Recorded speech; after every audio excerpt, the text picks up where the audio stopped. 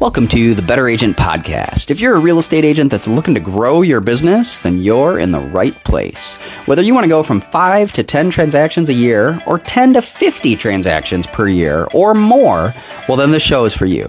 I'm Josh Lavik, your host for the Better Agent Podcast, and in each episode, we'll bring you the tools, tips, and tricks directly from myself and some of the best leaders within the real estate industry. We have one goal in mind, and that's to boost your production and elevate your real estate game. Let's dive in and start creating a better real estate experience together. Welcome to the Better Agent Podcast.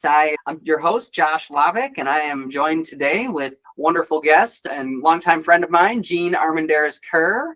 And we're so excited to have you on the show and hopefully able to share some nuggets and wisdom for agents that want to grow their business. Agents that are maybe looking to go from 5 to 10 transactions a year, or maybe from 10 to 20 or 20 to 40 or 50. Who knows? My mission and goal in the show is really just to provide some value for agents out there that want to grow and get better and better every day. Without further ado, we'll launch into this and maybe give a brief intro, maybe starting with Jean. Jean, tell our listeners and viewers a little bit more about your story and how you got started in real estate and where we're at today. All right. I am on my 24th year in real estate industry. Started out as an agent, like many, attracted to the idea of being my own boss. And that has done well for me over the years. I quit impulsively a 9-to-5 job when I just couldn't take it anymore and got my license in 2 weeks. So full-time, just hitting the books back in the days when we still did it via VHS tapes. Oh, wow. So that's how old I am in this industry. Okay. Seen a lot over the years. The transformation from basically we still used pagers and carbon copy papers and triplicate and fax machines all the way to where we are now. So it's been a very fun journey and I've picked up a lot of great stuff along the way. You know this, also picked up a law degree mid-career, became a broker mid-career, am now the broker owner of Mode Realty Network, did a brief stint through the Realtors Association Board of Directors, was elected president, all that kind of good stuff. So have worn many hats. You are definitely a leader in the real estate world and making lots of big impacts all around the world. Definitely in our local association. I've worked with you a number of times, luckily, and had the pleasure to get to know you through that law career pathway as well. But yeah, no, that's an exciting pathway for a lot of people. I can certainly understand that many people might resonate also. It's tired of their traditional 9-to-5 or whatever job they're in. You know, a lot of times they do want to get into something with more maybe freedom, flexibility, or different variability within real estate. And that certainly was an attractive piece for you and I'm sure others out there as well. So yeah, so I have been in the real estate world, but not quite as long. So I first was licensed in 2005, so going on 19 years here, and also noticed several changes. I did start in the days of fax machines, though. I remember faxing offers over to people and things like that.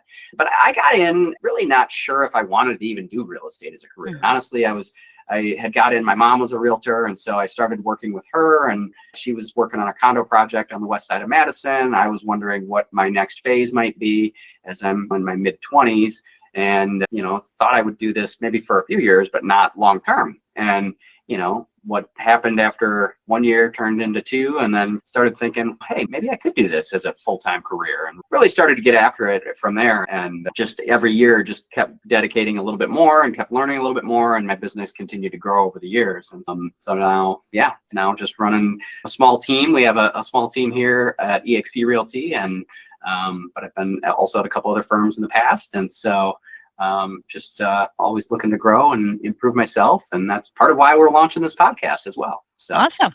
Yeah, cool.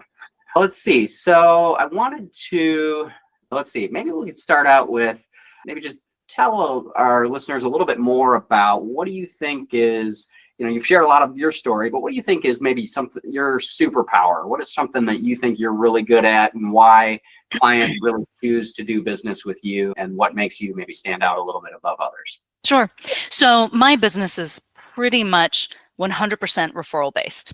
Mm-hmm. And we have there's Mode as the brokerage, but then there's me as an agent. And I do residential and commercial real estate, and I buy and sell commercial and investment property as well for myself. So we cover a lot of different areas, and I practice commercial law as well. So I see many different sides of the industry and practice fairly broadly in the business sense. But I was not always in business. I actually have an art degree of all things. The information is hard fought. And for me, the niche that we fill and the reason why people send us business, and I'm working with somebody right now for the 7th time. I just closed a deal that was referred to me by a client I've worked with multiple times over 20 years. She just keeps sending me business. And the reason they send me the people that they love is because they know that we have a deep level of trust and a particular type of expertise.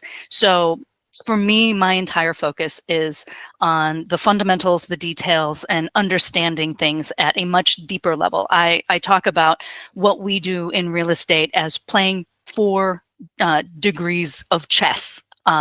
It's not just space. There's multiple cascading effects that as a result of every choice that you make. And so for us, people know when they send me somebody, we are going to do the full analysis and deep dive in that 4D chess arena with our clients with every single decision that they make. And so I talk people out of real estate a lot, but that gets me clients to talk about real estate with a lot as well, because you build up this sort of brand of trust and expertise. And for me, I'm first generation American. My mother's from China, my father's from Spain, and my mother she calls herself the reformed tiger mom. But there's a certain ethos and behavior and cultural training that comes with that, where it's like education is everything, drivenness, attention to detail, and a willingness to work hard and confront hard things and do hard choices for a long-term goal. And playing a long goal is very much part of that cultural ethos that I inherited from my mother, who also started a business in the 80s in Wisconsin. So we come to it from a perspective of, I'm going to learn absolutely everything that I need to know about every little detail, so that when I'm making decisions at the outset here on the surface, I'm going to understand fully all of the potential cascading effects that this decision here might have on my transaction, on my 5-year plan, 10-year plan, long-term future, and what the potential ramifications are. So I do that analysis with my clients starting with day one, whether it's at the listing appointment or the buyer consultation that we do. And for us, that is at the forefront. So we evaluate for people first whether or not they should move at all. And fairly frequently, the answer is not yet. You're not ready yet. You shouldn't do it yet. It's not going to meet the goals that you think you have when you have that deeper conversation. So from years of doing that, I've built up a lot of trust, which means I get very good, very strong referrals, where I very rarely, like if they're interviewing me and another agent, I'm highly unlikely to lose that because of that specific niche that people are sending people to me for. And the fact that we can talk about these wide varieties of topics lends itself to that branding. And I don't think everybody needs to have that brand. It is very work intensive to get the experience, expertise, the additional education, and all those pieces together. And that's not for everyone, right? There's 100 different ways to build this business. It's more finding your niche that is the thing that you can do because you're passionate enough about it that you will continue to do it over and over and over again until you have learned that muscle memory and it starts to come naturally and feel genuine. Because that's the flip side, is we also very much pride ourselves on being extremely genuine and completely honest with our clients. We don't cherry pick. We don't rosy colored glasses take looks at things. We criticize properties very heavily on the buy side, but also on the listing side. And we have high standards in terms of what we expect our sellers to do. We treat it very much as they're grown adults. We know what they need to do. We're going to not be shy with that advice on it. They know we're going to be absolutely honest with them. They appreciate that experience, and then they feed us business on the flip side. That sounds pretty simple, right? You just really simple, excellent job. Dot all the I's, cross all the T's, do as much deep dive research as possible. But it's interesting you say you might talk people out of the deal, right? Because sometimes I've encountered maybe that's not always the case, right? Sometimes agents, especially if they're new or just getting started, they really want that deal to come together. Oh my gosh, they got to do grab this. at everything. Yeah, and so much it's almost just stepping back a little bit and having that counterintuitive sense. Do you really need this house or property, or is this really the right thing? And just pausing. I've noticed a similar scenario, and I've gotten certainly referrals in business because of that as well, in terms of maybe if you're pushing maybe too hard, then that's probably not the right deal. Yeah, I have a person that I've been working with, and I've been telling her not to sell her house since 2022. Okay. And we have a little chit chat about every 6 months. And I go, "Are you ready yet?" And she said, "I'm not so sure." And I'm like, "Then why are we talking? Because you will be sure when it's right." And she just chuckles, and she's an older lady, and she actually dragged her son into one of our little chit chat meets because she wanted him to know me and get to know me and make sure that he knows if anything happens to her, I'm the person that he's supposed to call. So, so it's been 2.5 years of me telling her, "You're not ready yet, honey. Like, you're not there yet. It will feel right when it's right."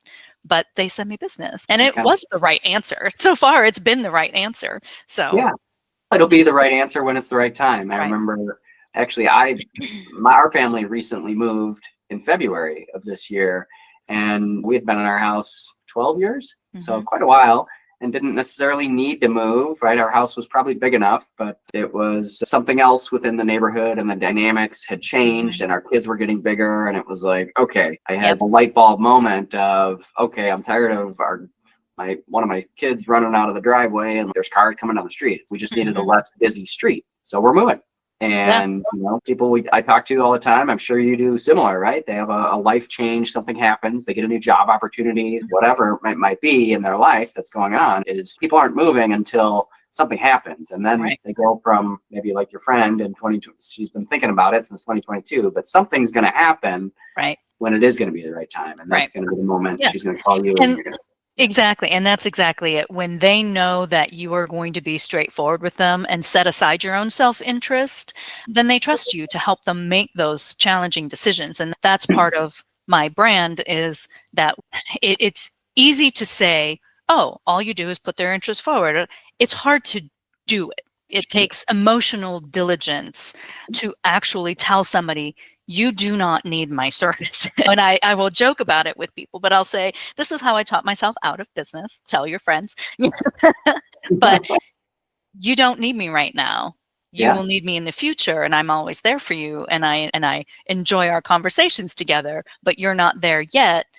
And that is saying no to sometimes millions of dollars of business in the short term, but it leads to the long-term game.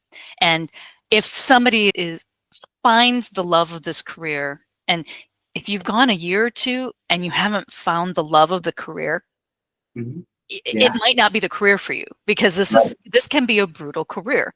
There's a lot of rejection, and you say no and you do the right thing, and it doesn't always pan out. You just need to get it to pan out like 80% of the time. But for some people who struggle with the 20%, and they let that weigh them down, bog them down, and if they can't get over that in the first couple of years, they might be better on a team or a different sort of a situation, because it can be a very difficult slog. But once you've made it to that point where you've found your legs and your enjoyment and your affection for the career and the appreciation for the difficult parts, you're really then set up for that. This is going to feed me for another 20 years. And you get that muscle memory, and it becomes easier to say, "You don't need me right now," and not feel it urgently, because you have enough business that it's sustaining you even. Totally. So that's actually a great segue. One of the things that came up while you were talking was, I think I was thinking about just you coming from immigrant parents and having this relentless drive and going to law school while also managing a career. Not everybody does that. That takes a lot of drive and persistence. And I have some people that come to me that maybe want to get into the real estate business, but they're not really sure. Maybe could I do it part-time for a little while, or do I have to go full-time, or what's the payoff? And I guess I wanted to hear your thoughts on that part-time versus full-time, and is it possible, or what are your thoughts around that? Yeah. So It's hard to answer that question because I understand that the people who have made it past their 5th year in business are the people who have a very particular type of personality because we have such a high attrition rate. And this is not an easy or necessarily friendly career. It's highly social, but we're all competitors. We network well and we work collaboratively, but it's a business and it's not all playtime. And it takes a particular mindset to get there. And to me, you will find out as an agent in the first couple of years, one, if it's the kind of thing that you'll do it enough, but two, if you are going to be willing to confront the things that are difficult for you to do, and we will all have different things that we consider difficult, enough to make this successful. Believe it or not, I was fairly shy. I was not a good public speaker. I'm first generation. I knew nobody in Madison. So people will put up excuses or reasons for why they're not succeeding, why they can't do a thing and make something of it. And all of the reasons that people put in front of themselves as these roadblocks, they are really excuses. And when a person is willing to understand that and learn from that and do the things that are difficult for them, even though it's difficult, until they break through that resistance, that is the thing that will mean that they will have that long, successful career. And if clinging to a full-time job because you are afraid to basically take the water wings, the training wheels off, however you want to describe them, is a thing that you feel you need, and you'll always need that stability, this will be a very challenging career. You have to be willing to confront the scary things, which for a person who has a full-time job might be the instability of the career. There are ways that one can work around that.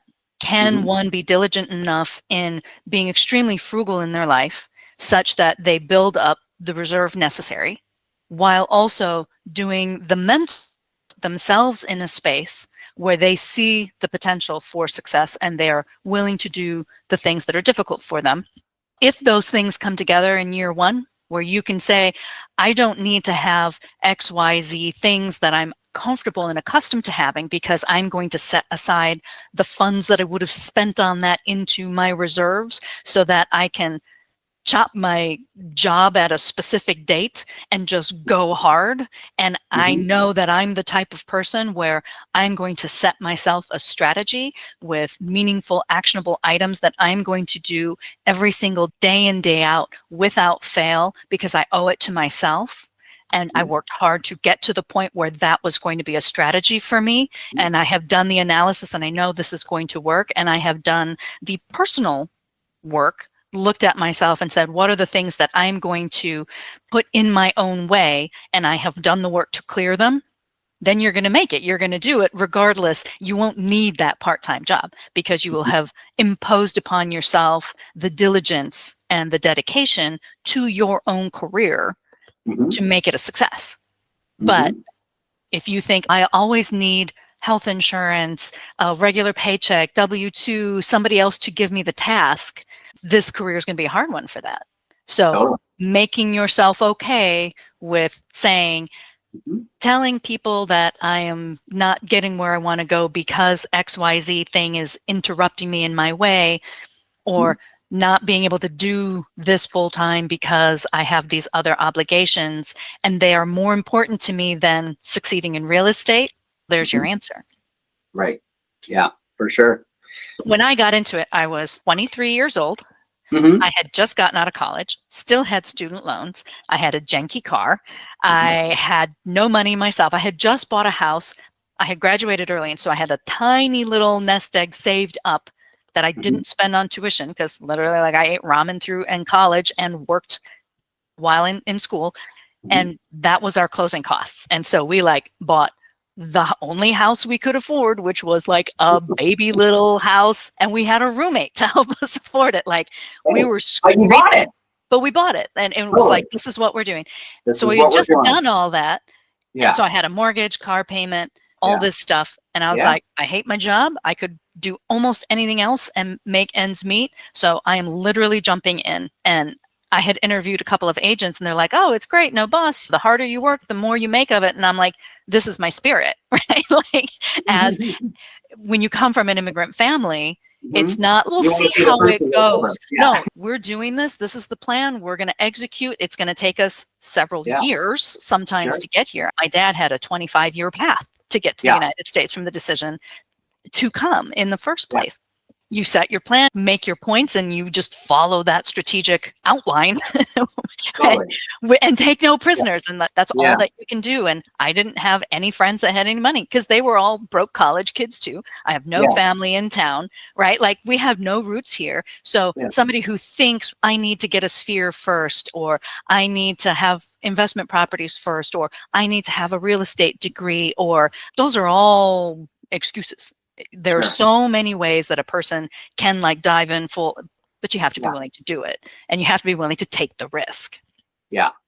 So I'm resonating a lot with your story in the sense that I started out, I wasn't totally sure if I wanted to be in real estate, like I mentioned. And but I clearly also remember after about a year and a half of having that mental shift. Okay, if we're going to freaking do this, we're all in.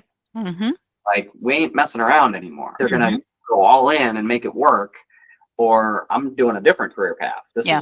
I'm not doing this anymore. Yeah. So it was like the in between, but I had a part-time job. I was bartending, waiting tables, whatever, and did that for a couple years, and then eventually built up my business. As soon as I made that mental commitment and that shift, just like what you're talking about, boom, my business took off. But you'll never get to a specific point until you've made that shift. Like Right. you will only ever be able to do so much if you're Absolutely. straddling that line of like part-time job, full-time job. What am I going to do? Yeah. And what I've been telling people lately is the real estate market has been very challenging for people for the last handful of years. It's not been easy to break into, and yet we have people who have broken in tremendously over the last few years into this industry. And next year is not going to be any easier. There's a lot of challenges in this career at the nationwide level, at the financial level, on a wide variety of different fronts. That doesn't mean we're not going to be successful. It just means you have to go harder, and you have to be more diligent, and you have to eliminate the excuses, and you have to understand the fundamentals and be willing to do the most important things first. And I talked about how my path I'm sorry, can I interrupt you just Sure. a second? I'd like to hear more about that, about the fundamentals. And what do you, is there something fundamental you think that like you do that are, say, ensure that your clients have a good experience in working with you? Yeah. Well, For me, when it comes to the client experience, if I boil it way down, what I insist upon is that my clients feel like they be treated with respect, that they are the drivers, they are the decision makers. And I feel that anybody can make a good decision when they are presented with accurate information and appropriate advice. So we set up a dynamic where I am the consultant and the advisor. They're the decision maker. Almost invariably, they go the right direction. But it's From a not good because advisor, they take good advice. That makes sense. but it's not from a perspective where I say, oh, this is what you need to do. That's shortcutting the whole process. Instead, you are confronted with a fork in the road, and your fork has 4 tines on it this time. You can go down path A, B, C, or D. If you go down A, X, Y, Z. If you go down B, X, Y, Z. If you go down C, and so on. And so we explore all the different avenues. I present to them the risks and the opportunities with each one of those potentials, and then I let them choose. And of course, you frame things sometimes because sometimes we know our clients better than they know themselves. I'm sure you can walk into a house and be like, nope, they're not buying this one, like that. But sometimes they need to explore that for themselves. Totally. And being patient with them and respectful of their intelligence and their ability to make a good choice when you have identified for them all the different aspects, features, and opportunities of a path. Right. That's how you win somebody to, one, treat you like you are the expert, and to trust your opinion, and to not try to jump ship the moment something hits heavy water. And instead, and that's not to say you never make a mistake. I have had clients buy things, we have done everything right, and it was still a boondoggle. Sure. And sometimes we knew it was going to be a boondoggle, even while we were doing it, but it was worth it. And they were like, okay, I'm in, we're doing it, right? Like it can still happen that way. And they won't hold it against you because they were the decision makers, and they will still send you business. Even if they ended up having tens of thousands of dollars worth of repairs that were unexpected, they'll still say, I trusted you, you shepherded me, we did our best, we were a team, we did this together, I made all these choices. It ended up wrong. Now can you help me find the right expert to do X, Y, Z, whatever is the solution? So that is the biggest fundamental thing for me. Yeah. But it's bringing up for me what I'm thinking about is many times when I've been out on showings with clients, we're looking at properties, we're looking at trying to consider pros and cons. And very much a lot of the time, I don't say hardly anything until the end. Yeah. And then it's because I'm trying to read my client. What are they responding to? What are they excited about? And am I listening to that? And am I hearing that? And then at the end, we have a very frank conversation, and they always ask my opinion. I'm happy to share that, but I don't want to interject or intercept their walkthrough, their experience, right? Yeah. So and I think that's, very much in line with what you're talking about. They're the driver ultimately. I mean, it's their house or their property. I can give advice, but what I think doesn't matter that much. I mean, it does, but at the end of the day, their key decision, they are in charge, absolutely, and they need to feel that. And I think that's been certainly something I've noticed too, as being successful and putting deals together. Is if I'm just going through and only I'm leading the walkthrough, am I putting their interest in it, and am I letting them have what is exciting to them, or am I just trying to highlight what I think is exciting? Yeah, and I try to make it fun and educational for them. I fill in with anecdotes and stories that people connect with, and to help them understand. But part of my MO is if I'm going to charge what I'm going to charge, and I don't discount my value and my time, I expect them to respect my time, respect my value, but I also expect to have to back that up with providing value and service. And if they're coming to me for one of the more expensive transactions they're ever going to do in their life, which they're not going to do fairly frequently, and I tell people, I'm like, hopefully when we've gone through all this, you're going to stay for a good long time, because if not, then maybe something went sideways in our decision-making process, and I'll feel bad about that. I don't want to sell them a house for 3 years. I want them to sell a house they're going to be in for 10 years. And then they're just going to send me all their friends. But I feel it is reasonable for what we charge as agents for them to expect us to have an absolute handle on the economics of our country, what is going to happen to them financially, the different options that they will have for loans, because they will not necessarily get a full education about that from their lender unless you cherry pick your lenders too, for some that share your same ethos. And on top of that, they sure as hell should expect us to have a good fundamental understanding of the building systems that are the fundamentals of the property that they're buying. And they should be able to rely on us to explain different eras of construction, what it's going to mean for them, things that they should be watching out for. My goal is that they feel so solid about a house that they know the negatives when they're deciding to write the offer, that they're walking into it eyes wide open, and there are very few real surprises at the inspection. And because then the inspection doesn't shock them, doesn't surprise them, doesn't upset them, and instead supports my value because they already knew from me. So then when they see my commission on the Alta, they go, yeah, it was totally worth it. And I've had people, first-time homebuyers, who looked at it and went, huh, you lost money on this one, didn't you? Like, this is part of the process. You come into my sphere now, and we work hard for you now when it's your first little baby condo. Right. Because I know that's not your only property that you're ever going to buy. And someday, 5-10 years from now, you'll be looking for my expertise again, and you'll value it again. And that's how this works. So that's the other fundamental piece to me, is you have to, as an agent, master what you are providing. It's not enough in this business to just be like, I'm going to socialize with people and show them stuff, and that's all, and I'm going to write offers and then collect my paycheck. Mhm. You're selling yourself from a career perspective short, but also your client short. Yeah. Instead, you should be like, they're going to be investing a lot of time, energy, and money with me in Mhm. this transaction. And there are lots of opportunities out there to go a cheaper direction in this business because commissions are negotiable. I work as an attorney. I see it Yeah. all the time because agents will send me Oh, FISBO deals yeah. where the FISBO seller, for example, needs some assistance. So I Okay. know what I charge for that versus what I charge as an agent. And Yeah. sometimes I'll tell people, I'm like, you have a fork in the road. You can go this way or that way. And Yeah. I've even had a client, we went to school together. She's an attorney. And she was like, yeah, we could totally do this. And the husband was like, oh, no, we're not doing that. We're going this route. And she was like, okay, just telling you I could do it. And he was like, no, we're not. So you can tell Yeah. people like, these are your Yeah. options and have them still pick you Yeah. when they know they're going to get the value Yeah. for what they're paying, what you're making. For sure. And I feel like that is that second piece, that second fundamental piece Yep. that you have to acknowledge and understand and appreciate about this industry. Yeah. If For you want to sure. succeed. Mm-hmm.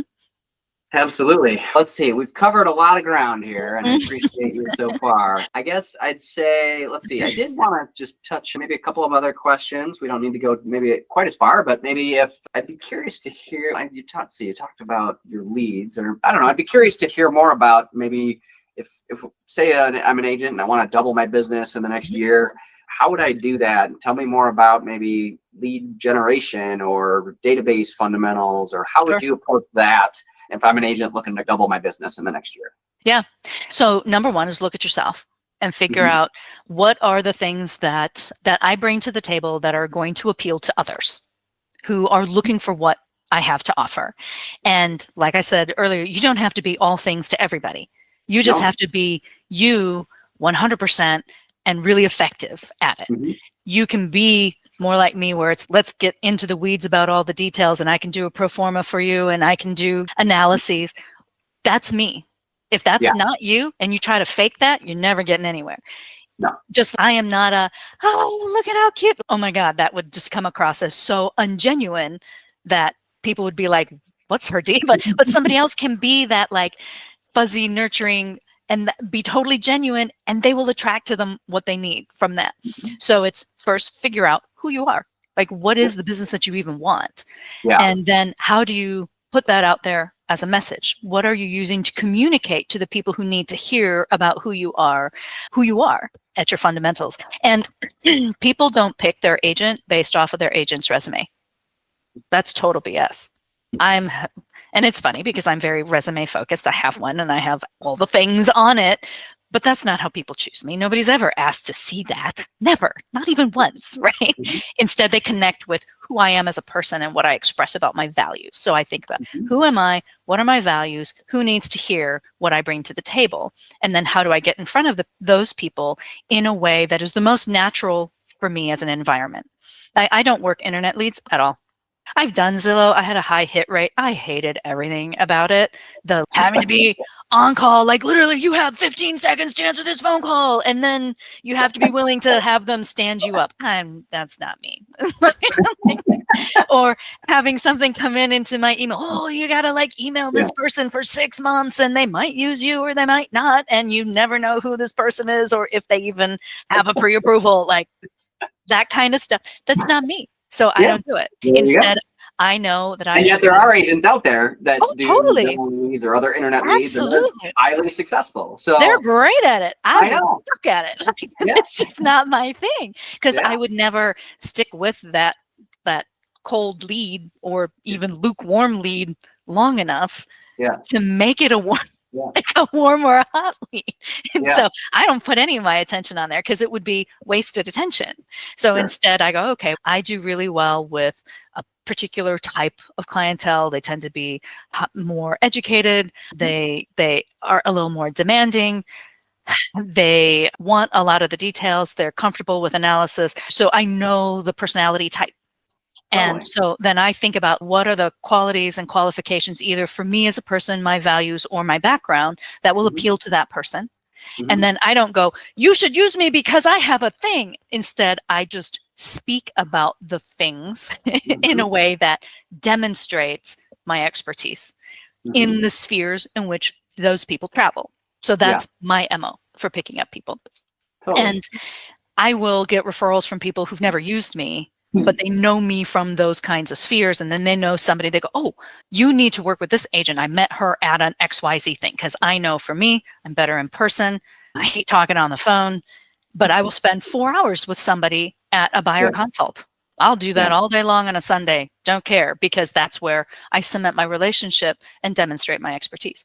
So, everybody needs to figure out their own MO, the place where they will succeed the most highly in making connections with people. And if there are things that, and sometimes it helps to record oneself, do mock things with other agents, because sometimes when you play it back, you go, oh my God, why am I doing that thing? That thing that I'm doing that's an unconscious behavior is so off-putting, right? But if you see it and you're willing to look at yourself and watch them be critical, self-critical, then you go, okay, I got to root that out, because that's awkward. Don't do that anymore. And look at yourself that way and hone that skill.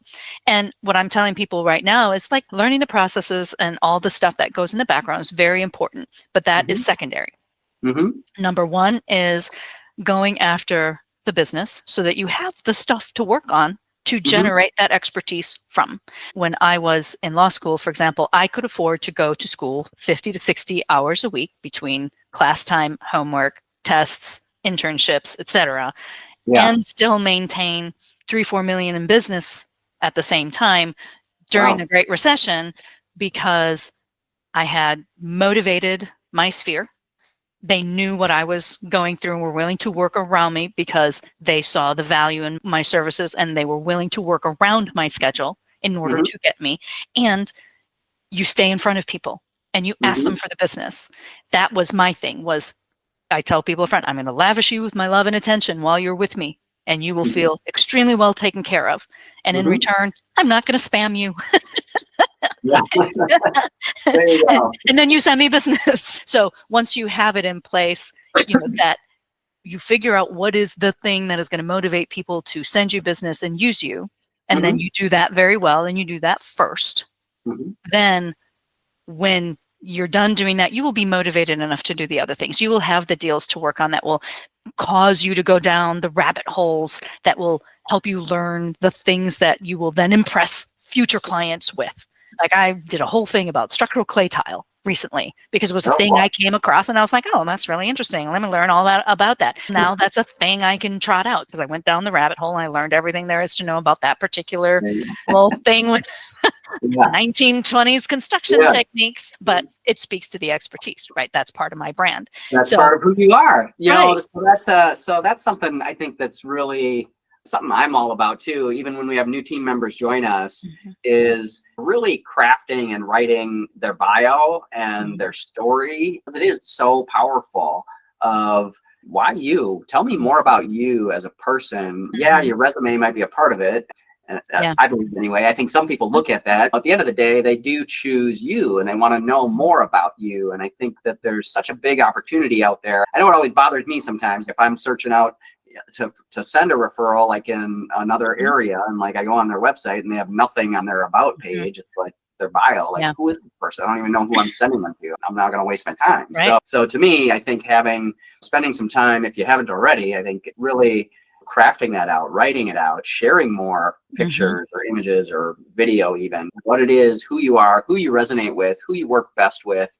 People will be attracted to you. I know I remember an experience, it was maybe a year or two ago. I had a guy that I was talking to that actually it was a for sale by owner. He was trying to sell some land and was thinking about selling it, but not really sure. But anyway, he ended up interviewing me and read my bio, and he said he really was interested in it and attracted to working with me as an agent. And it was exactly that. It was out there, but also being true to who I was. It's not like I was trying to sugarcoat who I was. I showed up exactly who I was and trying to match those together. So it doesn't matter as much what you are, right? If you're a highly analytical versus a highly social person, or versus highly driven, or whatever it might be, I think it is, recognizing who you are. And in some ways, I think, you do need to be a little bit of a chameleon with your clients, right? You need to recognize maybe who they are and how you can best show up for them. I think is a big part of it. But yeah, that's the thing, is it's always a two-way street, right? Like, we need to be ready to show up for our clients in the way that they need us to be there for them. Like, I'm a chatty Cathy, but I've had clients before where you could tell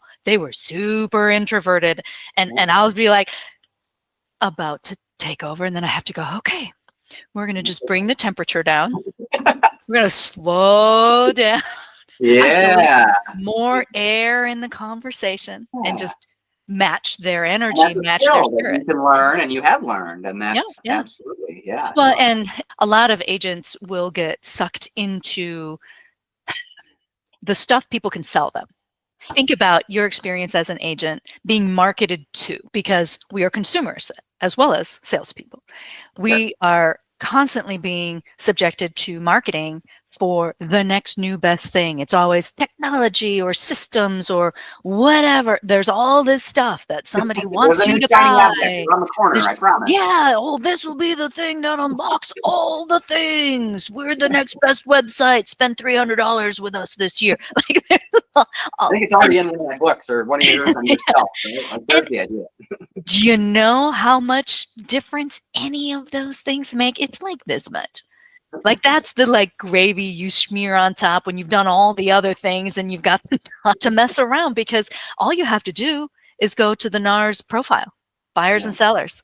Go to the, like, oh, I want to appeal to buyers. How should I do it? Is it social media boosted advertising? No. So that's not the first thing I do. Instead, you go, oh, where did people find their people?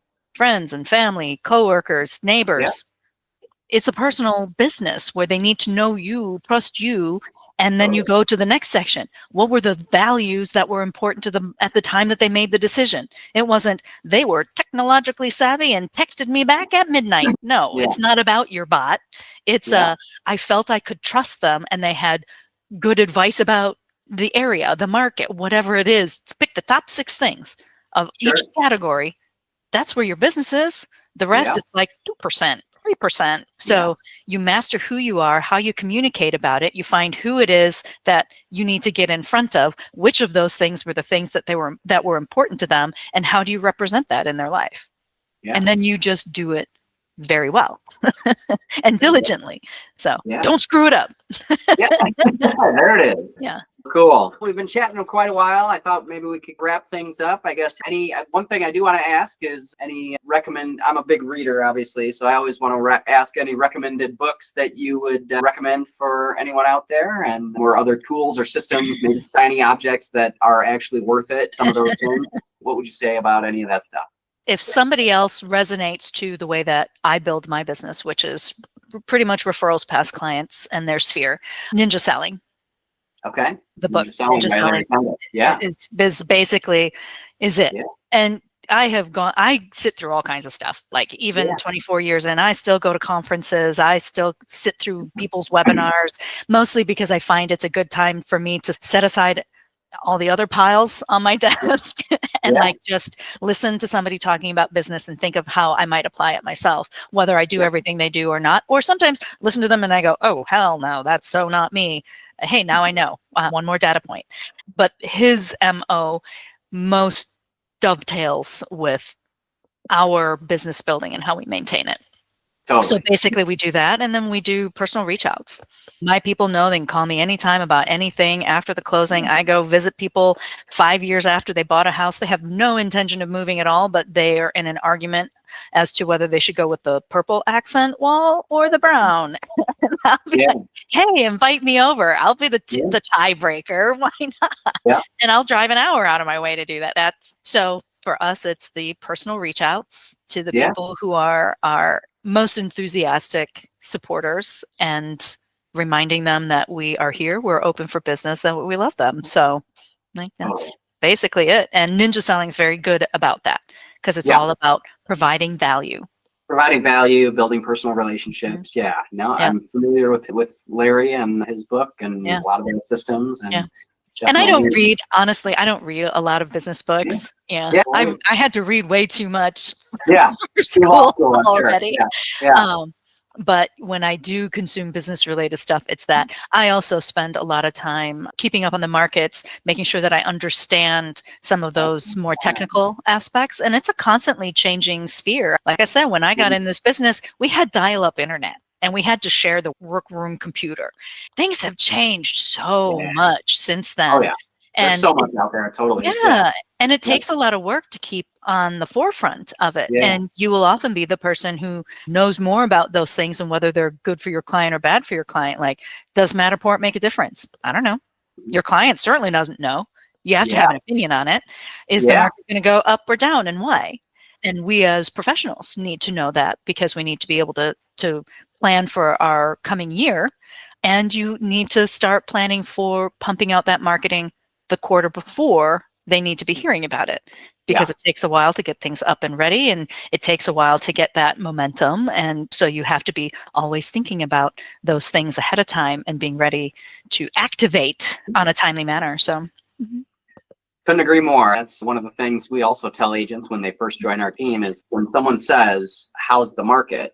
You better have a better answer than, it's good, I think. I don't know. Like, we need to be experts. We need to show up as having a credible answer, memorizing or knowing about recent market trends or shifts, or interest rates doing what. Do you know some of that stuff? Not just know it. I can look it up, but do you know at least a handful of a few key stats that you can share to continue that dialogue, and then also earn the trust of that potential client to go to that next level. So, real estate and the market is hyper local.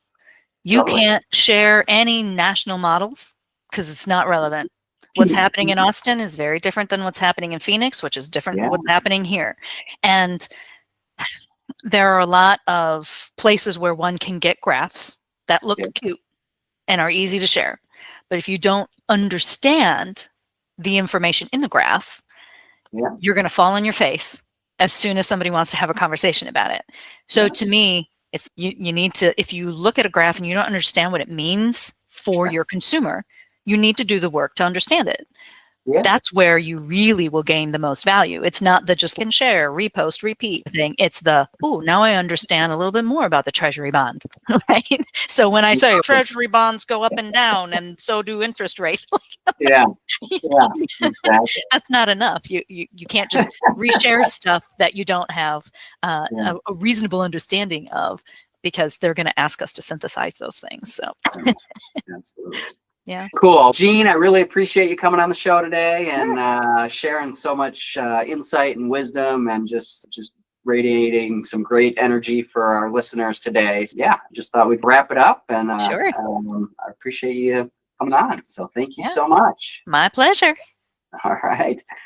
You're listening to the Better Agent Podcast. I'm your host, Josh Lavik, and here's our end of the episode. Thanks for tuning in to the Better Agent Podcast. I hope you found today's insights valuable. Don't forget to subscribe and leave a review if you enjoyed the show. Stay tuned for more tips, Q&A sessions, and sneak peeks into our 21-day challenge. To get full access of our show notes and more details on the 21-day challenge, go to abetterrealestateexperience.com. Keep striving for greatness, and I'll see you on the next episode.